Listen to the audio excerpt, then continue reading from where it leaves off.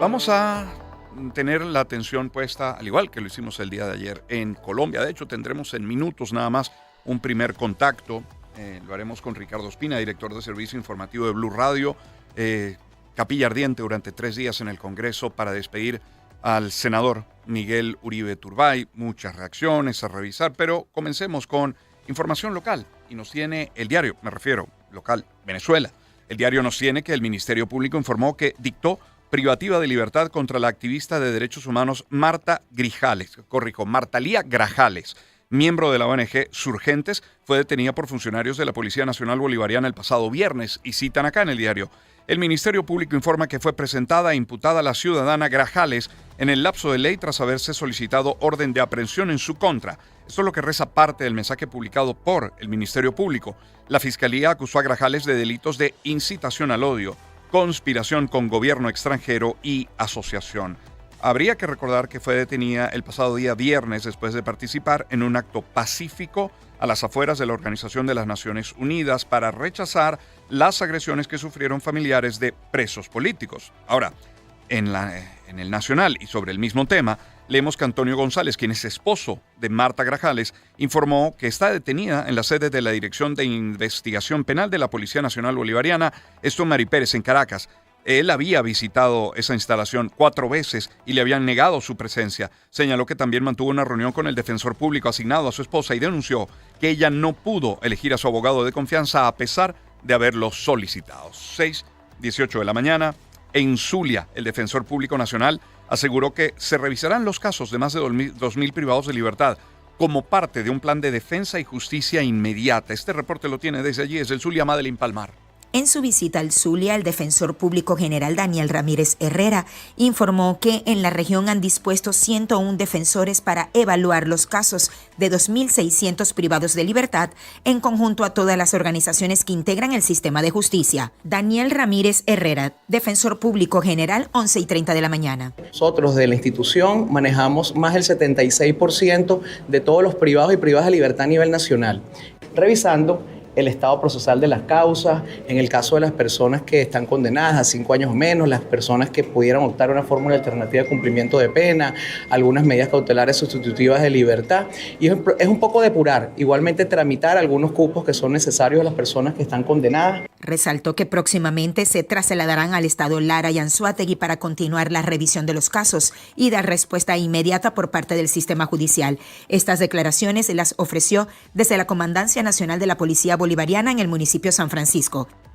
6:19. Mundo UR nos tiene que Delcy Rodríguez informó que entregó ante la Corte Internacional de Justicia un nuevo documento sobre los derechos de Venezuela en la Guayana Esequiba. Citan acá: estamos presentando 50 volúmenes de este documento que contiene pruebas más que suficientes sobre la verdad. Esto lo dijo Rodríguez. Indicó que los nuevos documentos se deja claro y en evidencia los acuerdos entre Venezuela y Reino Unido firmado con el Acuerdo de Ginebra en 1966. 6:19. En materia económica, Petroguía nos tiene que uno de los aspectos que resalta en la política de flexibilización de sanciones que concedió el gobierno de Estados Unidos al sector de hidrocarburos de Venezuela fue que se aprovechó esa autorización para exportar no solo crudo, sino asfalto, producto que se convirtió prácticamente en el único derivado del petróleo que se comercializó en el mercado norteamericano entre enero 2023 y mayo 2025. En 5 meses ese año, el suministro de asfalto desde Venezuela alcanzó un promedio de 10.600 barriles diarios, teniendo un pico en mayo, cuando se alcanzó la cifra de 16.000 barriles diarios, el mayor nivel en 18 años. La empresa Bitumar, Gunvor y Vitol han sido las empresas han sido las principales compradoras de asfalto venezolano, anotándose órdenes que en promedio han estado entre los 2.000 y 5.000 barriles diarios cada mes. Eso en Petroguía. En Banca y Negocios, leemos que el coordinador del Centro Internacional de Energía y Ambiente del IES, Osvaldo Felizola, indicó que en caso de que se concrete un acuerdo de pago en especies, quiere decir pago en producto, por parte de la energética estadounidense Chevron a la estatal Petróleos de Venezuela, ambas empresas podrían comercializar la venta de producción petrolera de forma independiente. Precisó Felizola que, aunque no hay información oficial sobre los acuerdos de pago que realizará Chevron por la producción de crudo en el país, luego de la aprobación de una licencia restringida por parte de Estados Unidos, se prevé que el acuerdo de pago sea en especies, producto, en lugar de en dólares, cash, efectivo. En Mundo Verde también encontramos que el sector empresarial busca acercamiento con nuevas autoridades luego de las elecciones para abordar temas tributarios. Se refieren a autoridades locales, alcaldes. Alexander González tiene este reporte. El presidente de la Cámara de Comercio, Industria y Servicios de Caracas, Luis Montero, confirmó el inicio de un proceso de acercamiento con las nuevas autoridades locales para establecer un diálogo constructivo. En un encuentro con empresarios trujillanos, el vocero gremial dijo que las conversaciones se centrarán en temas cruciales para el sector empresarial, como la política de impuestos y la mejora de servicios básicos. Hemos iniciado un proceso de acercamiento, justamente nos interesa poder conversar con las autoridades para hablar de las materias que nos competen a todas las empresas, cada una de nuestras cámaras, en especial en materia de impuestos, de servicios básicos, de interacción, de cómo vamos al proceso de articulación que ya iniciamos hace varios años y que tiene que seguir adelante dentro de todo el país, dentro del sector empresarial, haciendo vida en el país. Montero enfatizó la necesidad de dar continuidad al proceso de articulación para promover el crecimiento financiero del país. Añadió que a pesar de las diferencias, es fundamental encontrar puntos en común para mejorar la condición económica de los ciudadanos. Y el presidente de Fede Cámaras, Felipe Capozzolo, habló de claves para impulsar la economía en el país. Habló de transferencia de activos improductivos a la empresa privada, políticas de lucha contra la informalidad y programas de financiamiento. Este reporte lo tiene Ruth Lara Castillo. Señaló que actualmente los costos de producción son muy bajos y las empresas presentan dificultades para ser productivas y competitivas. Felipe Capozzolo, presidente de Fede Cámaras. Hay que abrir espacios para la empresa privada para que tenga capacidad empleadora. Hay que apostarle a un mercado alto con costos bajos, y mercado alto significa potenciar el mercado interno, tratar de tomar todas las medidas, tratar de buscar todos los acuerdos intersectoriales, tratar de buscar todos los acuerdos interinstitucionales, inclusive trabajar de la mano con los gobiernos locales, con el gobierno central, para potenciar el mercado interno, para tratar de que el venezolano tenga mayor ingreso y se voltee y compre producto venezolano e inicie una espiral virtuosa, inicie un círculo virtuoso donde podamos empezar a crecer. Considera necesario mejorar los ingresos de la población, así como atender los factores que merman la productividad de las empresas. Muchas veces la situación con los servicios públicos, especialmente la electricidad, es un factor de merma. Luego tienes, el bajo posibilidad de acceso a financiamiento. Tienes una alta obligación o carga fiscal que tiene que enfrentar la empresa y, después viene la inflación. Es un mal que no hemos logrado corregir en el país desde hace tantísimo tiempo. La clave, transferir activos improductivos que puedan estar en manos del Estado a la empresa privada para que sean administrados por manos privadas, y eso tiene la bondad, lógicamente, de generar empleo, tiene la bondad también de generar nueva base tributaria y tiene, por supuesto, la bondad de sumar más empresas al crecimiento. Demanda inversiones en las distintas regiones del país para generar empleo y un crecimiento económico sostenible. Son las 6:24 de la mañana. Voy a abrir un paréntesis en la lectura de nuestros titulares nacionales para abordar, como les decía, el tema Colombia y la muerte de Miguel Uribe Turbay, a la que dedicamos buena parte de nuestro programa el día de ayer, y ocurrirá más o menos lo mismo el día de hoy. Es que en horas de la noche llegó el féretro del senador Uribe Turbay al Salón Elíptico del Congreso para ser velado en Capilla Ardiente hasta el día miércoles, 3 días. Horas antes, María Claudia Tarazona pidió que se haga justicia, pero también, y la voy a citar textualmente a la viuda de Uribe Turbay, lo que él quisiera para todos los colombianos es unión, paz y amor, rechazo cualquier acto de violencia o venganza por la muerte de Miguel. Hasta ahí la cita. Expresidentes como Juan Manuel Santos, César Gaviria, el ministro de Interior Armando Benedetti, otras personalidades políticas acompañaron a la familia. El gobierno de Colombia decretó un día de duelo por la muerte de Miguel Uribe Turbay. Vamos a revisar un poco más adelante reacciones, incluida la de María Claudia Tarazona, pero de algunos otros actores políticos internos y externos. Pero tenemos a un primer invitado en línea el día de hoy. Es Ricardo Ospina, director del servicio informativo de Blue Radio. Ricardo, muy buen día. ¿Cómo está? ¿Cómo le va? Hola Román, buenos días. Un saludo para todos en Venezuela, un saludo para Unión Radio. Muchísimas gracias por atendernos a esta hora. Reacciones en las últimas 24 horas, Ricardo, que le hayan llamado particularmente la atención, porque hay una enorme solidaridad a lo interno de Colombia, pero en la región y en el mundo, pero alguna que le haya llamado particularmente la atención.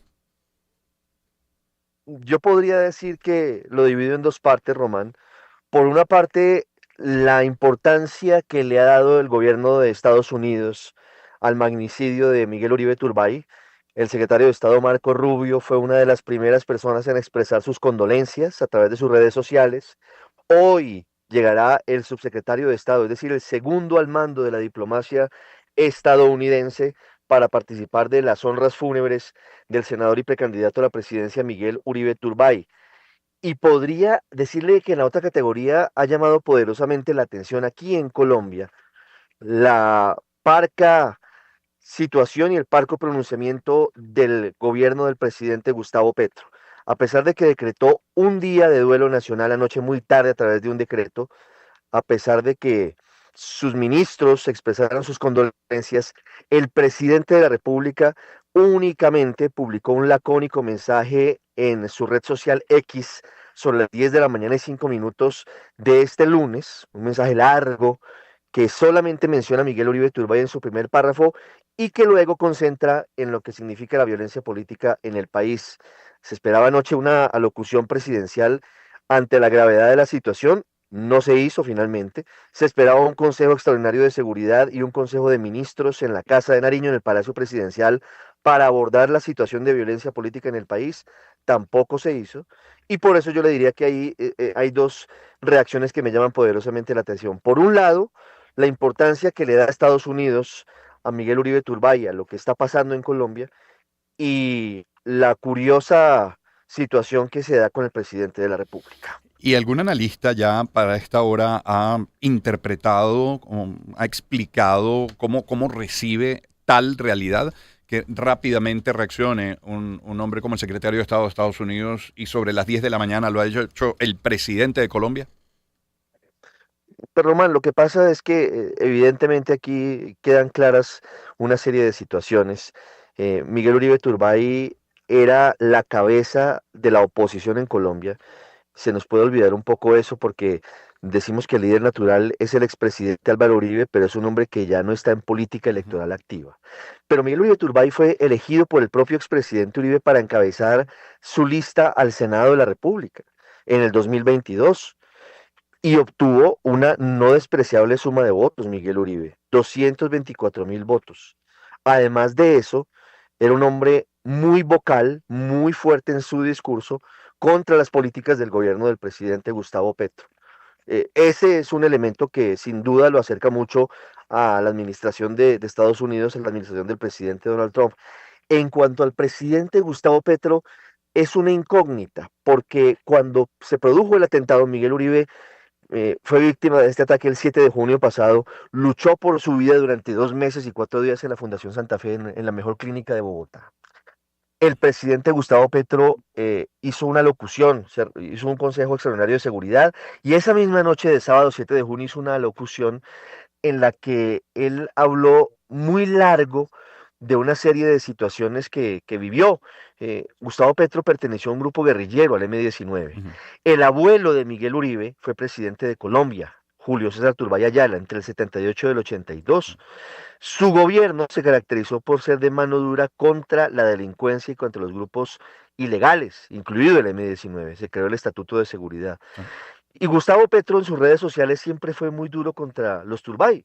Miguel Uribe, incluido, muy duro, incluso hace pocas semanas, y contra Julio César Turbay. Pero en ese momento, en ese discurso, él dijo que al final de los días, él se había reconciliado con Julio César Turbay porque la mamá de Miguel, fíjese usted cómo es la tragedia de la violencia en Colombia, también asesinada, también por el narcotráfico, en 1990, era una defensora de la paz y se reunía con grupos ilegales e impulsaba, por ejemplo, procesos también como con el que se intentó llegar a la paz y finalmente fructificó con el M-19 guerrilla a la que perteneció el presidente Petro. Es decir, él tiene una ambigüedad sobre la figura de Miguel Uribe Turbay y sobre la historia de su familia. Por un lado, intenta decir que él al final de los días fue cercano al expresidente Turbay, fue cercano a Diana Turbay, pero su discurso sin duda fue implacable, fue muy duro en contra de Miguel Uribe, a quien consideraba su contradictor político, lo era evidentemente. Desde hace mucho tiempo, Miguel Uribe se posicionó desde sus épocas como concejal de Bogotá, muy jovencito, hace más de una década, siendo Gustavo Petro alcalde de la capital del país, alcalde de Bogotá, como uno de sus principales contradictores. Por Sí. eso la posición que sin duda tampoco es cómoda para el presidente de la República. Así es. Ricardo Espina nos acompaña, director del servicio informativo de Blue Radio. Ricardo, decía yo al inicio que hay un rechazo regional, hay un rechazo mundial, porque la gente normal rechaza la violencia, y la violencia política, la verdad, es tan despreciable como la guerra misma. Ahora, internamente, ¿cómo ha reaccionado el pueblo colombiano? Aquí hay un repudio generalizado, Román, pero también hay que decir que el país tiene una profunda grieta política. Y eso lamentablemente se ve en las redes sociales, pero la gente de a pie, colombiano que hasta ahora, aquí son las 5:30 de la mañana, Sí. hace 11 grados de temperatura en Bogotá, muy frío, que ya estoy viendo aquí en los paraderos de bus esperando su transporte para ir a trabajar, ¿no? Para ir a estudiar. Repudia la violencia. El colombiano rechaza que maten a sus líderes, rechaza que la guerrilla todavía tenga el poder que demuestra con este tipo de hechos. Según la fiscalía, habrían sido las disidencias de las FARC las que mataron a Miguel Uribe Turbay. No se sabe con qué objetivo.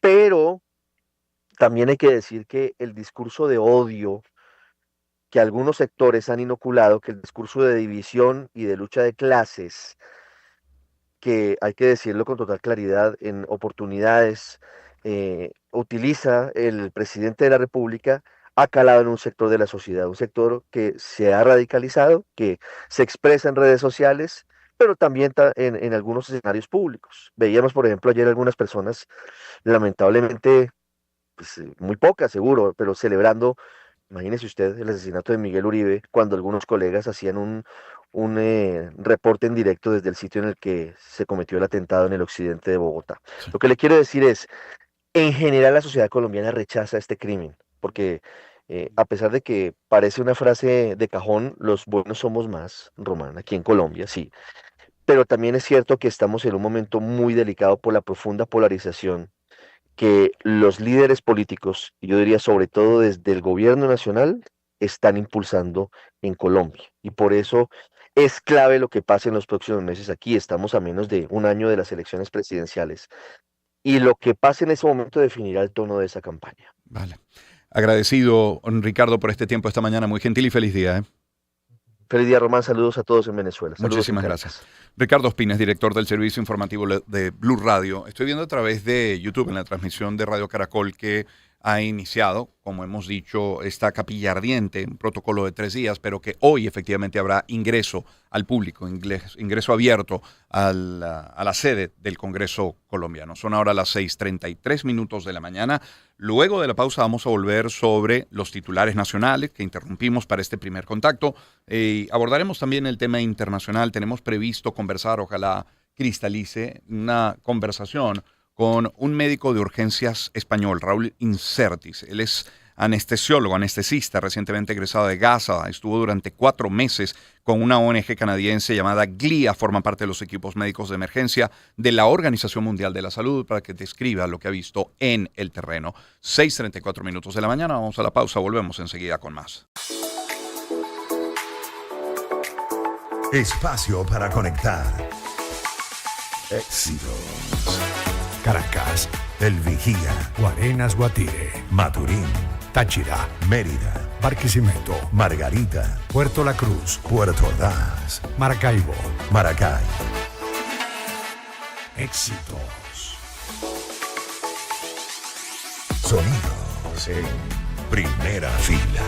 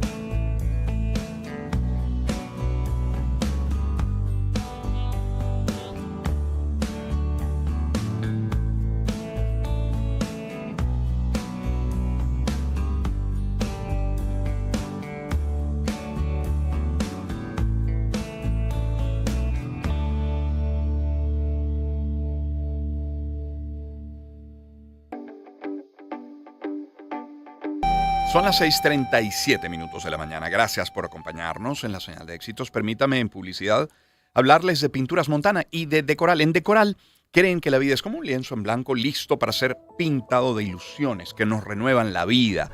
Y es que con tan solo cambiar el color de nuestras paredes podemos darle un nuevo despertar a nuestros espacios, a nuestra casa, a nuestro mundo, a nuestra vida.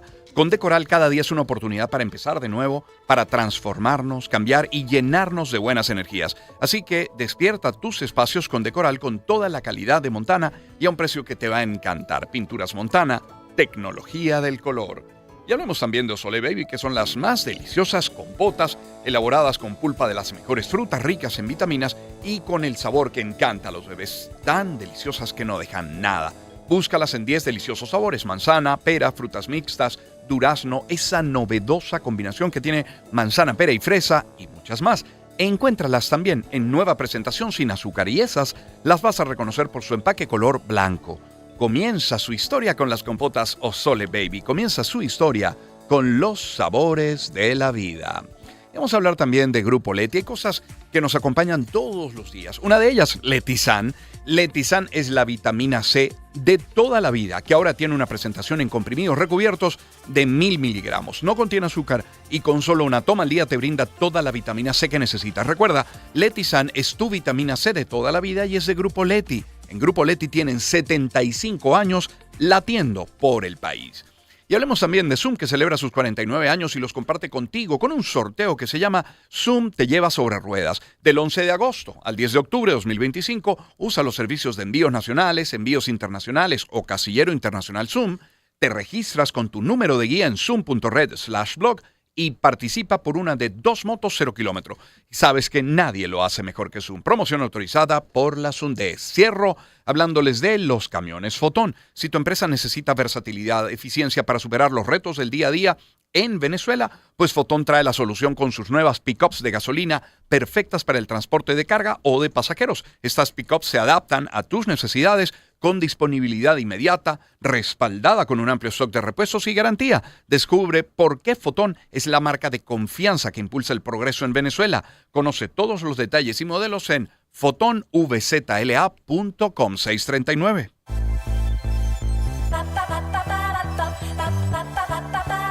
Ideas que se comparten. Román Losinski.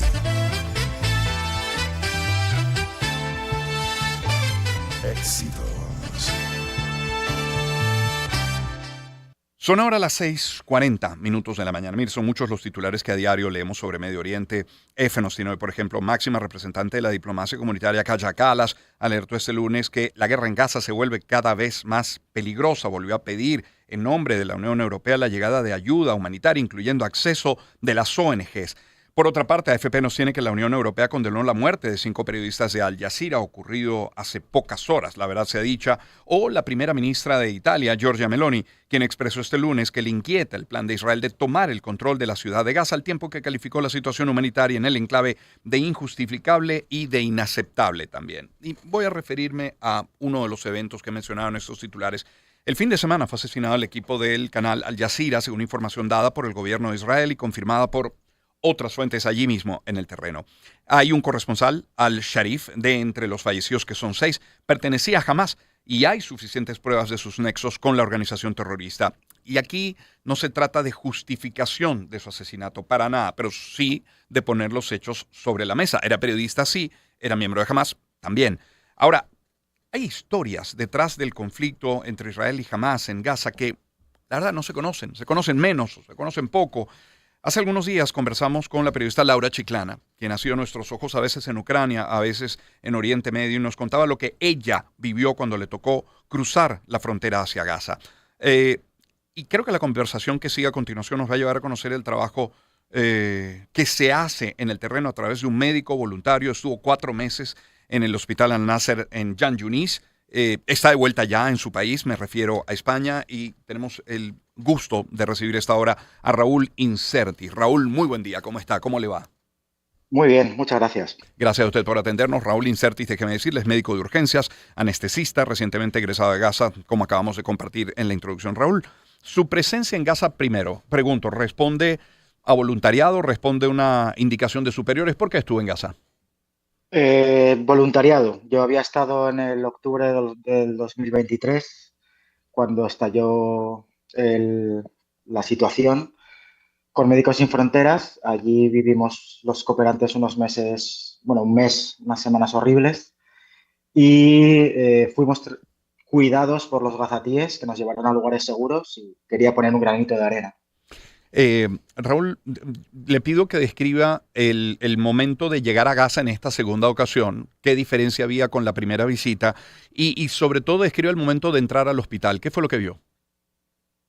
Bueno, entrar en Gaza en esta segunda visita es entrar a un paisaje post-apocalíptico. Han caído 5 bombas atómicas en Gaza. Lo que pasa es que han caído separadas en 100.000 toneladas de bombas, ¿no? Pero son 5 bombas atómicas las que han caído en Gaza. No quedan edificios en pie, solo una pequeña franja en el centro. Está todo arrasado, todo. La infraestructura sanitaria también, la infraestructura educacional.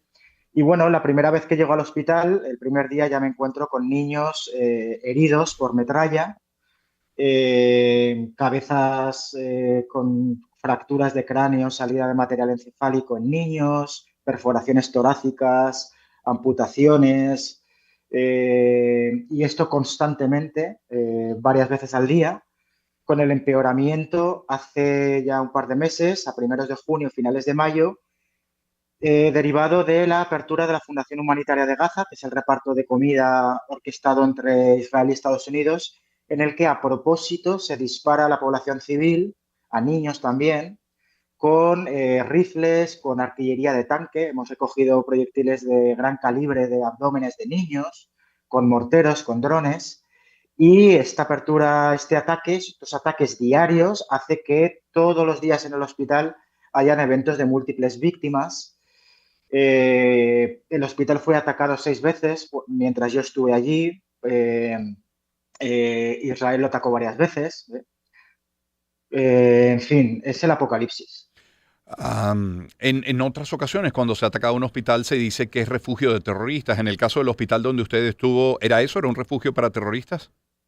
No, y me alegra que me haga esta pregunta porque muchas veces esta pregunta se hace poniendo al mismo nivel el hecho de que se está produciendo un genocidio con la posible presencia de personal de Hamás en los hospitales.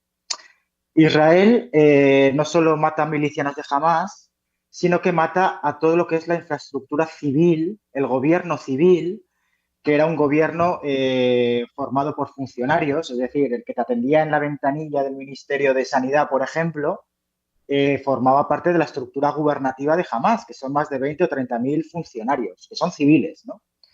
Y lo que hace Israel, según su directiva, está papá en casa, is daddy at home, es, primero, fija un objetivo, que habría que ver lo que es un objetivo, como el periodista, habría que ver las pruebas que dicen que este periodista era de Hamás, y no solo hace eso, fijar un objetivo sin transparencia, sino que aprovecha que este objetivo está por la noche durmiendo con su familia y bombardea la tienda de campaña donde está toda su familia reunida, matando a toda su familia y a las familias que hay alrededor. Y eso lo hemos visto muchas veces. Yo en el hospital nunca vi túneles, nunca vi miembros de Hamás armados por el hospital, nunca se produjeron ataques desde el hospital al ejército israelí. Así es que el derecho internacional humanitario prohíbe absolutamente ataques al hospital en este sentido, ¿no? Pero hay que tener en cuenta que se está produciendo un genocidio y que ese genocidio no se puede intentar justificar por la eventual presencia de milicianos de Hamás en un hospital. Raúl, ¿cómo era un día en el hospital donde estuvo durante 4 meses? Me refiero a la práctica de su profesión. ¿Con qué insumos contaba? ¿Con qué equipos, medicamentos, con qué personal contaban para atender esto? Pues mira, era horrible porque no hacía más que empeorar. Por ejemplo, un día normal de junio o de julio sonaba la alarma de múltiples víctimas en el hospital, igual a las 6, a las 7, a las 8 de la mañana. Entonces bajabas a urgencias y no cabías en urgencias, en el departamento de urgencias, porque estaba todo lleno de heridos por el suelo. Nos llegaron una vez 200 heridos a la vez, pero lo normal eran 40, 50, 60, 30 heridos a la vez. que están en el suelo, muchos niños desatendidos y gravísimos porque no pueden ser, no hay manos suficientes en esas circunstancias, ¿no? De civiles que han sido atacados en los repartos de comida. No te puedes mover, te tropiezas con los pacientes, sangre por el suelo, familiares llorando, padres retorcidos de dolor en el suelo, gritando de desesperación, cadáveres entrando, no encuentras el esparadrapo, no puedes colocar una vía porque te chocas o un gotero. Tienes que elegir a qué niño intubar y a qué niño dejar morir porque ya no hay sitio en la UCI, con lo cual muchas veces muchos niños eran catalogados de hopeless cases o de casos sin esperanza, pero eran casos sin esperanza porque no había ventilación mecánica suficiente o espacio en la suficiente para poderlos intubar y tratarlos como toca, ¿no? Entonces, una vez intentabas estabilizar a toda esta, bueno, cantidad de gente, de pacientes que venían, pues luego subía a quirófano y eran jornadas maratonianas ayudando a mis compañeros, anestesiando, con falta de fentanilo, se acabó el fentanilo hace unas semanas, se acabaron antibióticos súper importantes, teníamos que usar igual solo 3 miligramos de morfina para toracotomías, para craniectomías, para evacuar hematomas cerebrales, para amputaciones bilaterales de piernas. A veces solo contábamos con un diclofenaco o un ibuprofeno intravenoso para el dolor de estas operaciones postoperatorio. En fin, no había leche de fórmula. Mis compañeros de la UCI neonatal se quedaron sin leche de fórmula para los neonatos ingresados en la UCI. Alguno de ellos murió porque el ejército israelí prohíbe la entrada de leche de fórmula. No sé, eran jornadas maratonianas, la constante llegada de civiles heridos, muchos niños y muchos muertos. Raúl, cuando ingresa un herido al hospital, se le pregunta si es civil, si es militar, se le pregunta por su religión, se le pregunta por su ciudadanía o por su creencia política. No, en absoluto. Los hospitales, como todo el mundo sabe, son lugares que por el juramento hipocrático están libres de cualquier consideración política, militar, se le atiende a todos por igual. Ha habido casos, Raúl, es Raúl Insertis quien nos acompaña. Raúl Insertis es médico español, estuvo 4 meses en Gaza en esta segunda visita. Se ha demostrado en más de una ocasión, Raúl, que por ejemplo se muestra la imagen de un niño desnutrido y se dice que es producto de la tremenda hambruna que está atravesando la región, la zona, la franja de Gaza toda. Luego hay investigaciones que han dado con que algunos de esos casos no corresponden con precisamente hambruna, que son enfermedades de base, que estaban enfermos por otras razones y que son mostrados en este momento en que abundan los fake news y la propaganda, como eso, como propaganda. Ahora, todos los casos de hambruna que están reportando organismos internacionales, países europeos, ¿corresponden a propaganda o cómo se vive el hambre en Gaza hoy? A ver, los organismos internacionales entran bajo el amparo de la ONU. Los médicos internacionales que estamos ahí somos observadores de la ONU y lo que observamos tiene validez judicial. Eso primero. Lo segundo es que yo todos los pacientes que vi, todos estaban desnutridos. Todos mis compañeros, y lo puedo atestiguar, todos mis compañeros han perdido una media entre 25 y 30 kilos desde que empezó la venganza israelí. Me enseñaban fotos en el móvil de cómo era su vida antes, de los hijos que tenían que ya están muertos, de las casas que tenían que ya no tienen y de sus cuerpos, ¿no? Y yo mismo perdí más de 12 kilos estando esos 4 meses ahí. No entra comida, eso es cierto. Y en cuanto a las investigaciones a las que usted se refiere, me alegrará mucho que después por WhatsApp me diga cuáles son. Sí. Porque estoy convencido de que, en fin, ya le puedo decir que yo todos los pacientes que vi estaban malnutridos y yo mismo pasé muchísima hambre. El acceso a la comida, ¿cómo es para, no digamos siquiera para un gazatí, para un médico español como usted que estuvo 4 meses allí? Pues nosotros, como el ejército israelí no deja entrar más de $200 a los médicos que entran,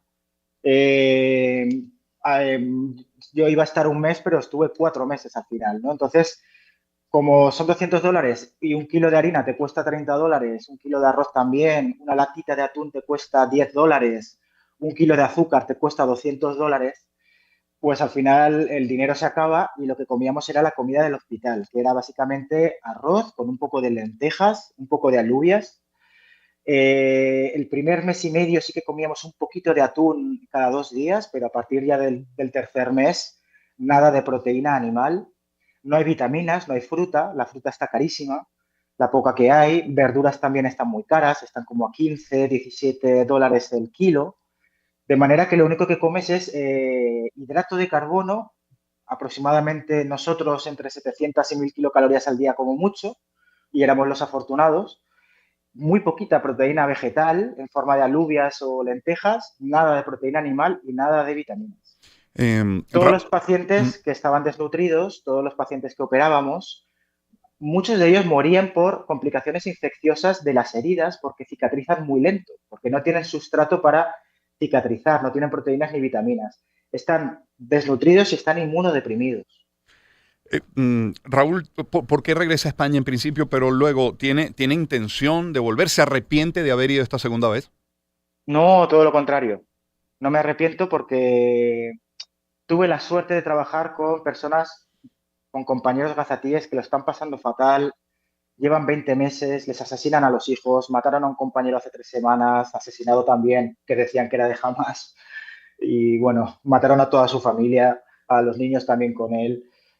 Yo nunca escuché a un gazatí, hablar mal de un israelí, en todo el tiempo que estuve allí. Nunca. De hecho, yo una vez hablé mal de los israelíes porque estaba rabioso porque habían muerto unos niños delante de mí. Y ellos me dijeron, no, doctor Raúl, no hay que maldecir, no maldiga, tiene que bendecir.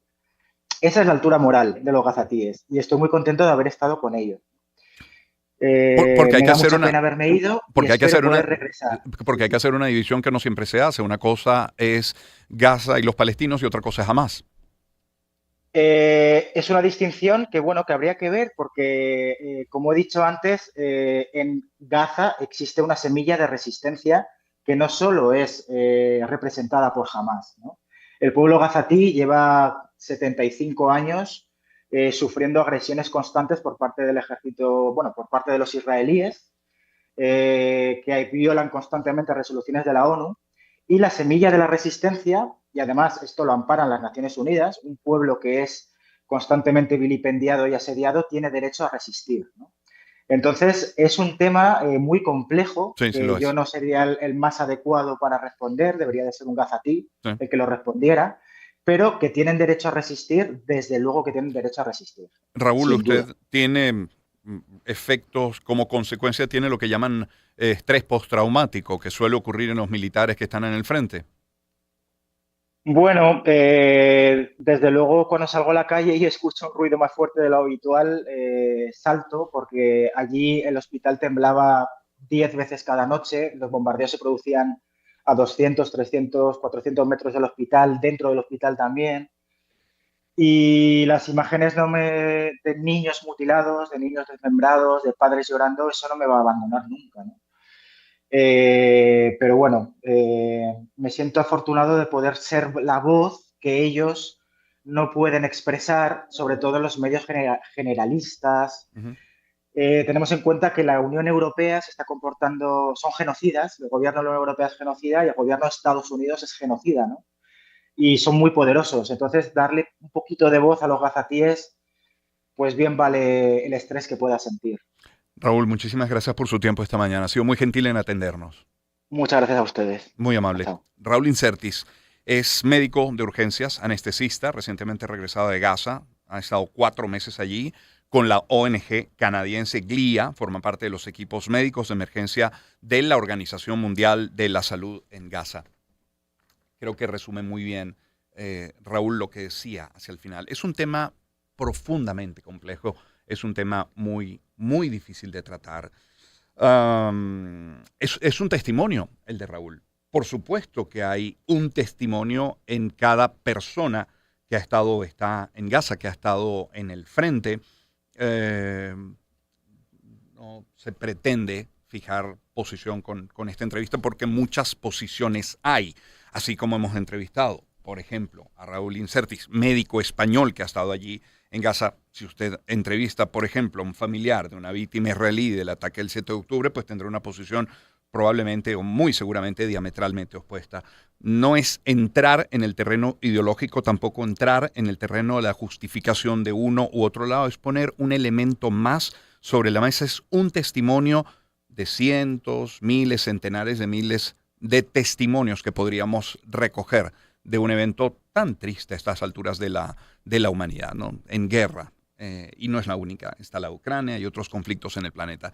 6:57 minutos, mire, solo creo que cabe una canción para despedir esta primera hora, y es la de Eric Clapton. ¿Por qué? Porque nos llama a cambiar el mundo. Espacio para conectar.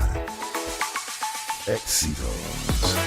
Caracas, El Vigía, Guarenas, Guatire, Maturín, Táchira, Mérida, Barquisimeto, Margarita, Puerto La Cruz, Puerto Ordaz, Maracaibo. Maracay. Éxitos. Sonidos en primera fila.